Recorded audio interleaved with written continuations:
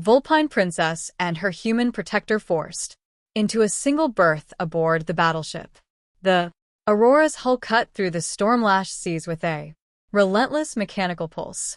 Lightning flickered across the metallic frame in jagged bursts, casting sharp shadows on the tense faces of the crew. Among them, Princess Lissa, last of the Vulpine line, paced her quarters restlessly, her 9 tails flicking with restrained impatience. Her azure eyes mirrored the storm beyond, yet the danger within. The ship pressed just as urgently. She was not alone. Captain Joran, the human guard charged with her protection at any cost, stood stiffly by the door. His armor was dented, streaked with brine, and the usual calm of his expression was marred by stress.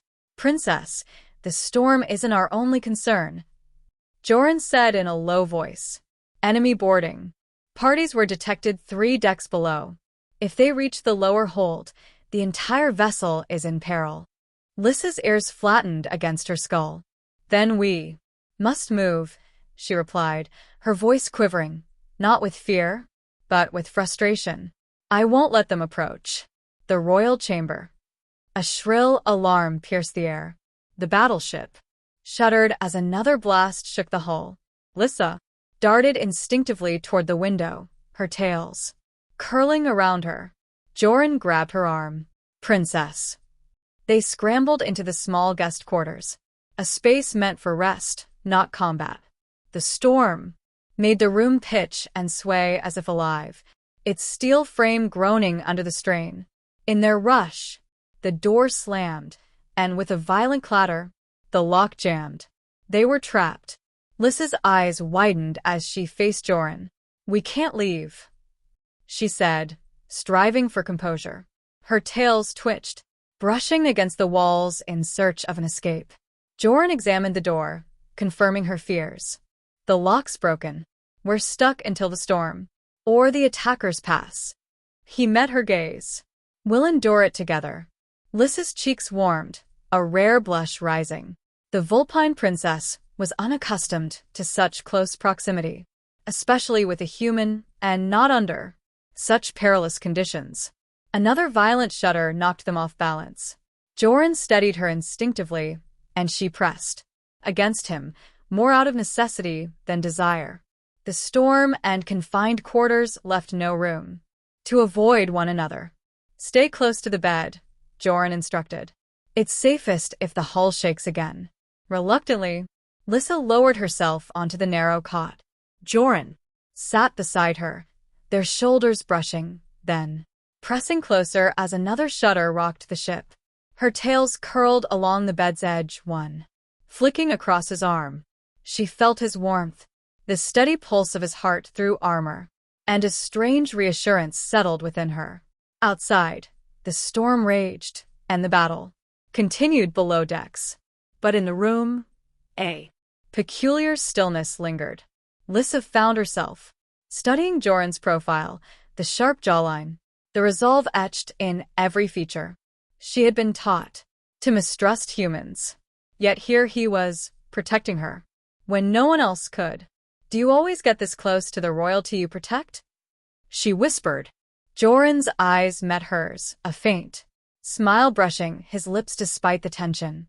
When forced, he replied lightly, fingers firm on the bed's edge. "But in a storm like this, choice is limited." Lissa tried shifting, but the room was too small.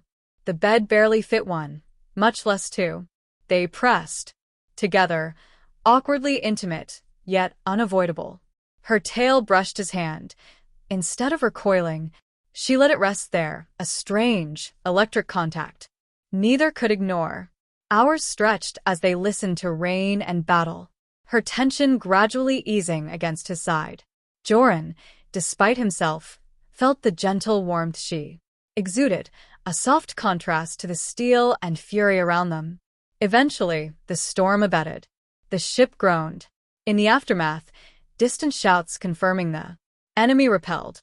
Joran finally exhaled, arms still lightly draped over Lissa's shoulders. She looked up, tails curling more confidently around herself, and even his arm, a silent mark of trust. "Looks like we made it," he said softly, eyes scanning her face. Lissa nodded, a small, genuine smile breaking through her composure. "Yes, thanks to you." For the first time since boarding, Lissa felt more than fear or duty. A bond had forged by circumstance. That small bed, once a temporary refuge, became a place of mutual respect, trust, and an unspoken connection neither could deny. As the Aurora sailed toward calmer waters, Lissa rested her head lightly on Joran's shoulder, feeling the steady rhythm of the heart that had stood between her and danger. That night, amid chaos and uncertainty, princess and guard found unexpected closeness the storm or enemy could not erase.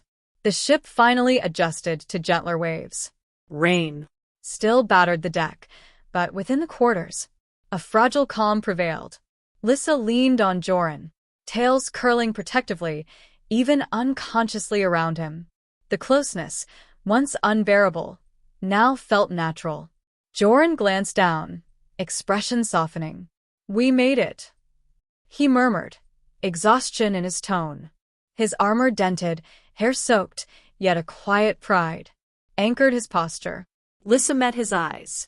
For the first time, she saw not just a guard, but a companion who had risked everything for her. "Yes," she whispered, a small smile breaking her usual composure. "Thanks to you." Another shudder reminded them of the peril just endured. They shifted instinctively, maintaining space yet holding the comfort of each other's presence. No words were needed. Their ordeal had spoken enough. Hours passed in this fragile intimacy. Lissa's tails relaxed, draping over Joran's arm. The princess, once fiercely independent, felt trust bloom where fear had ruled. Joran, vigilant as ever, realized their bond transcended duty. Respect, trust, and a subtle tenderness had emerged. At dawn's first light, Lissa rested on his shoulder. For a moment, no royalty, no guard, no battleship, no storm, just two souls bound by survival. Though the world outside remained uncertain, inside that room, quiet certainty lingered. They would face whatever came next together.